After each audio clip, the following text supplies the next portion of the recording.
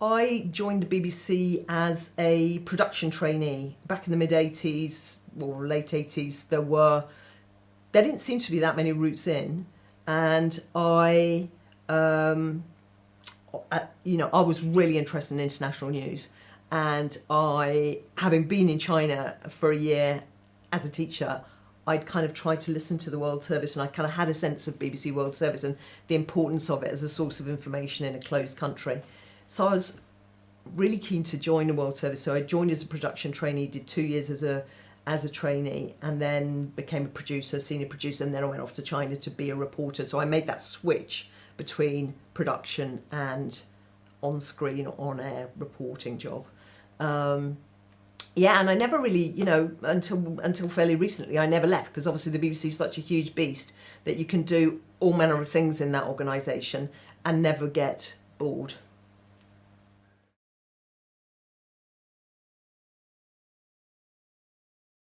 So I tried to mix and match between reporting and presenting, but I was predominantly a presenter, both of rolling news, but also I had an interview show on the World Service, which was great because it allowed you to tackle subjects in more depth than the 3-minute interview or 6-minute discussion that you get on a rolling news channel.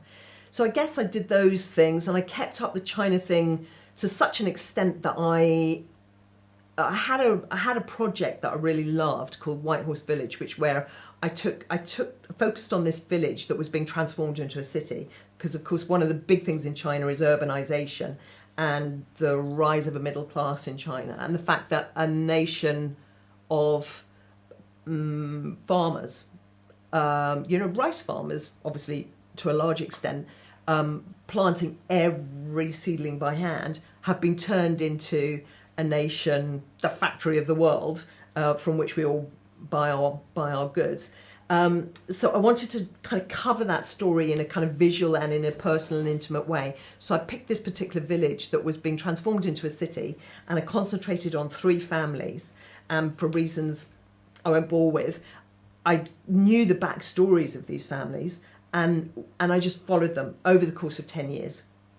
And that project called White Horse Village became just something that I loved so much, covering that story, because it would change all the time. It was really dramatic what happened to people. It was dramatic what happened to the community. And it was dramatic visually, to see this tiny farming village become a city of high-rises.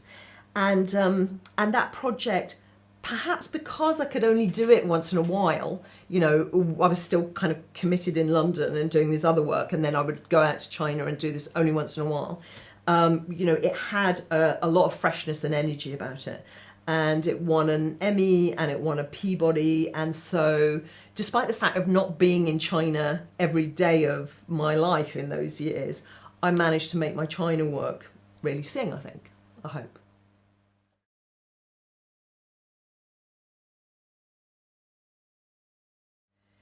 What happened was that in the middle of 2017, the BBC was forced by the government to publish some figures on high pay. Now, this had nothing to do, on the face of it, with gender pay, and they were just under pressure from the political world to look at high pay levels, because a lot of politicians felt that pay in the BBC was too high, as far as they could see, at the top level. And so they were forced to publish these figures on high pay in 2017. I wasn't even focused on that. I'd been doing this massive project on China's Belt and Road, which is China's push to, really drive its influence throughout Asia and Europe. And so I'd been across Asia and Europe reporting on that. I wasn't really thinking about what was going on inside the BBC at all. And then the figures came out, and a lot of women were really angry. I wasn't the first to get angry. When it was drawn to my attention that somehow I'd ended up being paid not much more than half of what the North America editor was being paid, at first I was puzzled, because, just to spool back for a moment, when I took up the China editor job, they begged me to do it. I was not very keen because it didn't suit my children at the time. They were very keen, and they didn't have anyone else who could do that job, or so they said. And so they begged me to do that job, and I knew it would be a really tough gig. And I knew I would give it my all, and I knew I'd be good at it. And so when I did that, I said to them, because I was also becoming more conscious at that point of my unease about gender things going on at senior levels in the BBC on air. And I said to them, if I'm going to do that job, I've got these 3 conditions. And, you know, one was to spend some of the time in London so that I could actually spend time with the kids. One was who were teenagers at that point, and me and my ex were going to swap roles a bit, and he was going to be the live-in, lean-in parent, and I was going to lean into work on the other side of the world, but I wanted to do some work in London to come back and see them. And the other thing was I demanded equal pay. And so at the point, and they said, the BBC, well, we're going to pay the same as the North America editor. And so I was really shocked then to discover 3.5 years later that I was being paid not much more than half of the North America editor. And the story kind of built, and there was a group of women who decided, you know, enough's enough. We really need to get a grip on this and tell BBC management they need to sort it out. And I think it was that solidarity, the fact that there was a group, that meant that there was a lot of group energy and a lot of group loyalty and a lot of determination that we were all going to put our shoulder to this wheel and push hard. And so in my case, they said initially, oops, there seems to have been a problem, but they didn't really say the problem is that, you know, that you should be paid equally. They basically said you should be paid a bit more, but, you know, here's a bit more. And by that point, I'd become very focused on the fact that we had a deep problem of bias and an unwillingness to deal with the way the bias got baked in and the ways that could affect people throughout their careers. And so I wanted them to show they're working. It's like, okay, so you're saying that now I'm worth this, so they offered me more money. It's very transactional. They offered me more money, and I was like, yeah, you say that, where's the working out? You know, where's your evidence? So from an early stage, I decided to treat it as just another news story, one where you listen to the evidence and you weigh the evidence and you feedback your analysis. So they were treating it as a transaction and I was treating it as a journalistic investigation. And those two were not ever going to kind of come out at a happy place.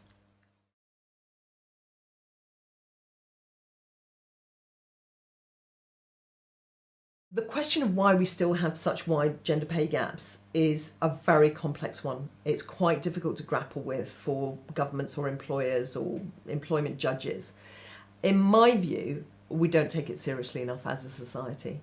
And, you know, if there's an air accident, we get the Air Accident Investigation Bureau to come and investigate the accident, and they will haul up an airline for anything that's gone wrong, right?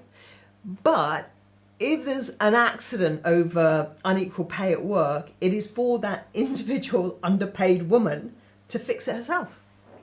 You know, which in my view is pretty crazy because it puts far too much weight on one individual to fix the system, and one individual can't fix the system.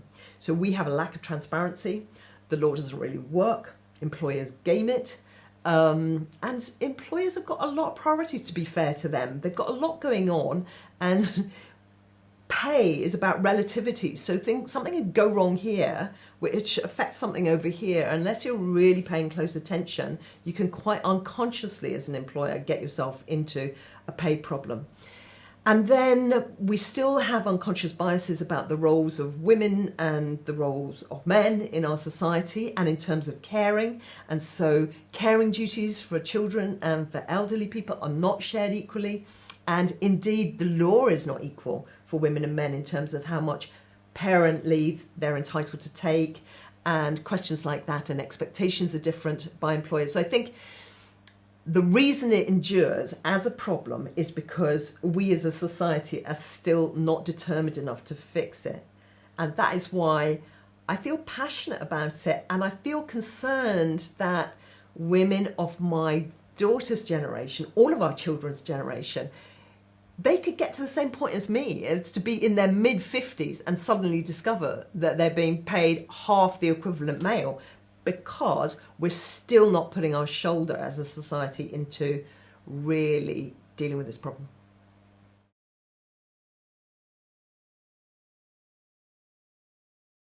It was a very difficult fight, emotionally, legally, professionally. You're still fighting the Chinese Communist Party, which is getting ever tougher during this period. And I had a more than full-time job in China. And then I had a more than full-time job fighting my own employer on these issues. And the problem in a situation like this is, like, pay for large employers is a bit of a Jenga tower. And it gets built, in the case of the BBC, over the course of a century, during which obviously women were not equal at the beginning, and then this gender tower goes up and up and up, and it's very fragile, and it doesn't like the light of day, because, you know, sunlight being the best disinfectant, sunlight is also going to push the Jenga tower over it, is the fear of management and management's in-house lawyers. So this is not just about the BBC, this is about a lot of organisations where pay disparities and biases get built into the pay structure, and then they're really hard to remove. So I had a lot of sympathy with my bosses in facing what was a very difficult problem. And indeed, the other women around me also had sympathy for management. And we were trying to be cooperative and work out ways that we could help them get to an equal place, a better place, which was going to treat women fairly going forward. But they were really defensive and really unwilling to do that.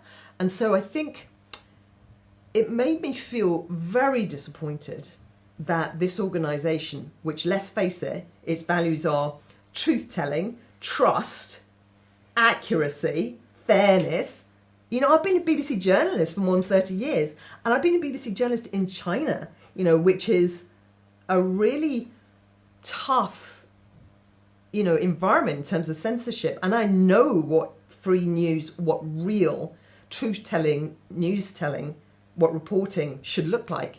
And the fact that the BBC, in my view, was not prepared to do that in relation to itself, that was not acceptable to me. And I couldn't be part of any solution which was hypocritical about that, because that would just have been a betrayal of everything I'd ever done in my career. So for me, unfortunately, I was boxed into a corner of fighting that fight to the last. You know, I was the tiger who was like pushed right into the corner, and I just had to fight and fight and fight to get out of that corner and to win. And I'm really relieved that I did win in the end, but I'm very conscious of the cost to myself emotionally of going through that, and of the cost to other women who have to go through that.